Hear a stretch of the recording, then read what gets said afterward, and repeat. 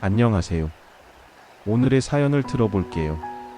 저는 올해 65이 된 평범한 주부입니다. 명절이 다가오면 사람들은 즐겁다, 가족이 모인다, 풍성하다, 이런 말들을 하지만 저에게는 이제 그저 두렵고 무겁고 지치는 계절이 되어버렸습니다. 왜냐고요?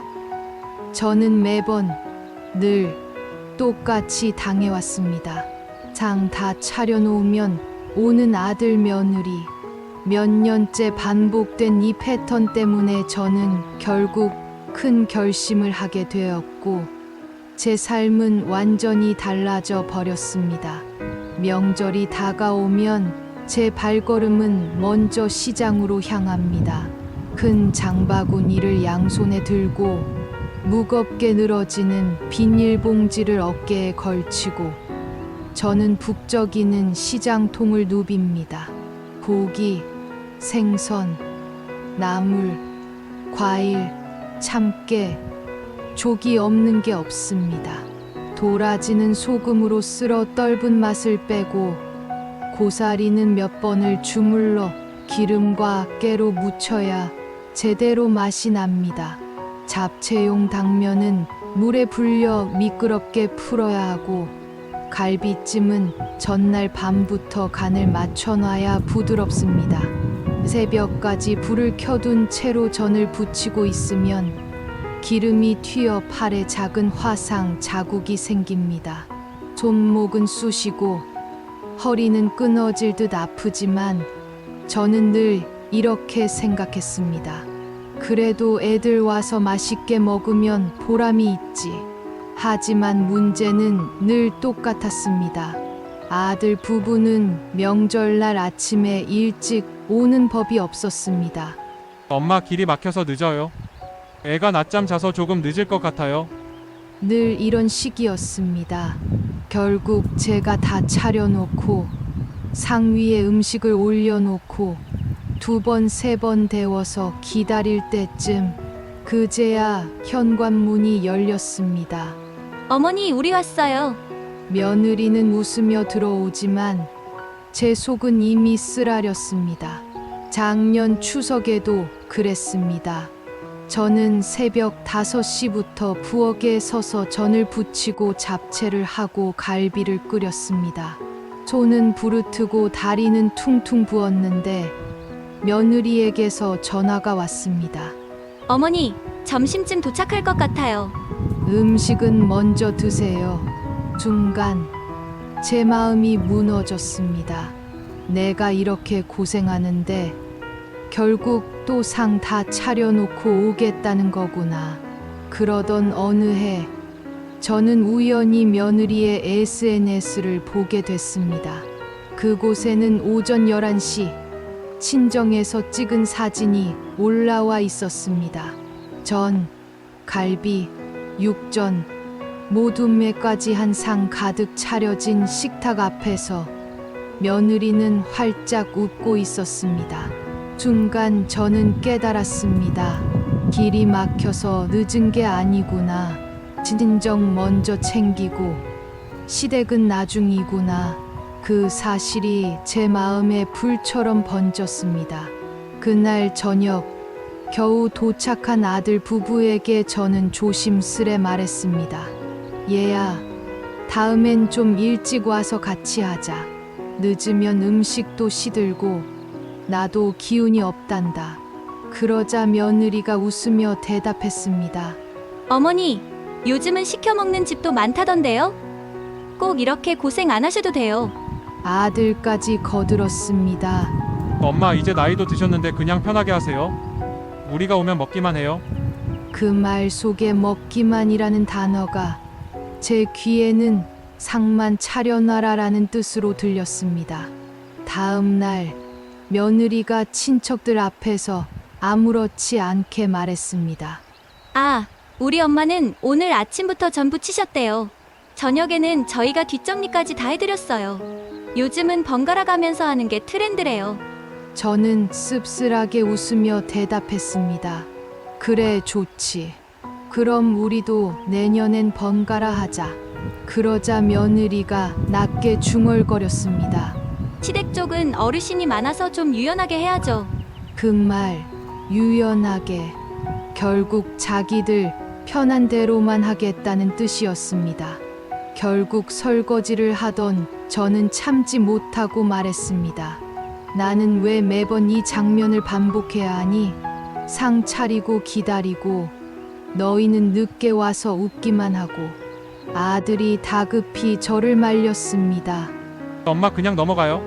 그러자 며느리가 또박또박 말했습니다. 어머니, 저도 사람입니다. 저도 제 집 챙겨야 하고 제 가족도 있어요. 그 말에 저는 속으로 외쳤습니다. 그래, 너도 사람이지. 하지만 나도 사람이다. 명절 저녁 친척들이 모였을 때 결국 일이 터졌습니다. 사촌이 농담 반 진담 반으로 말했습니다. 형수님, 며느리 복 좋으시네. 그러자 며느리가 웃으며 대답했습니다.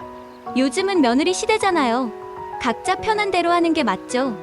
저는 결국 자리에서 일어나 말했습니다. 편한 대로? 그럼 너도 편한 대로 내년엔 오지 마라. 난 너는 상 다 차려놓고 기다리는 사람 안 할 거다. 순간 분위기가 얼어붙었습니다. 며느리의 얼굴은 굳었고 아들은 당황해 제 팔을 붙잡았습니다. 그때 며느리가 낮게 그러나 분명히 말했습니다. 어머니, 결국 집 때문 아니에요? 어차피 나중에 우리가 물려받을 거잖아요. 그러니 지금은 좀 편하게 하시라고요. 순간 제 귀가 멍해졌습니다. 재산 때문, 결국 이 집 때문에. 며칠 뒤 저는 아들이 두고 간 서류 뭉치를 보게 되었습니다. 표지에는 가족 재산 정리 계획이라고 적혀 있었습니다. 거기엔 저희 집 주소, 예금 추정치, 소유권 이전 일정까지 적혀 있었고 마지막 장에는 이런 문장이 있었습니다. 시어머니 건강 약화 시 요양원 검토, 의사 소견 확보. 제 손이 부들부들 떨렸습니다. 내가 아직 걸을 수 있고 기억도 뚜렷한데 날 벌써 요양원으로 보낼 계획을 세웠다고? 며칠 후 아들의 태블릿이 깜빡이며 메시지가 도착했습니다. 이번 명절 분위기 봤지? 엄마 강경에서 플랜 B로 가야 할 듯. 오케이. 금융 쪽은 당신 명의로, 집은 공동명의 얘기 꺼내. 의사 상담은 내가. 저는 손이 떨려 태블릿을 내려놓았습니다. 의사 상담 날 치매로 몰아가겠다는 거구나. 그날 밤 저는 남편과 함께 법률 상담을 받으러 갔습니다. 변호사가 말했습니다. 어머님, 공동명의는 취소하셔야 합니다. 재산 정리는 어머님 뜻대로 다시 하셔야 해요. 저는 고개를 끄덕였습니다. 장 다 차려놓고 기다리는 사람은 오늘로 끝입니다. 이제부터는 나를 지킬 겁니다. 그 즈음 동네 엄마들 단톡방 캡처가 제게 들어왔습니다. 우리 시엄마 완전 꼰대 크크 명절 노예 시키는 중. 집도 큰데 왜 뭐 하나 안 시켜? 나중에 다 우리 거 될 텐데. 그 밑에는 박수 이모티콘과 웃는 얼굴이 줄지어 있었습니다. 닉네임 옆에는 며느리의 얼굴이 있었습니다. 그 순간 저는 더 이상 눈물이 나오지 않았습니다. 그저 차갑게 얼음처럼 굳어졌습니다. 얼마 지나지 않아 아들이 찾아와 울며 말했습니다. 엄마 우리 이혼할 것 같아.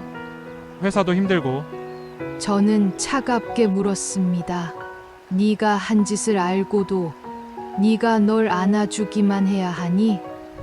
며느리에게서는 문자가 왔습니다.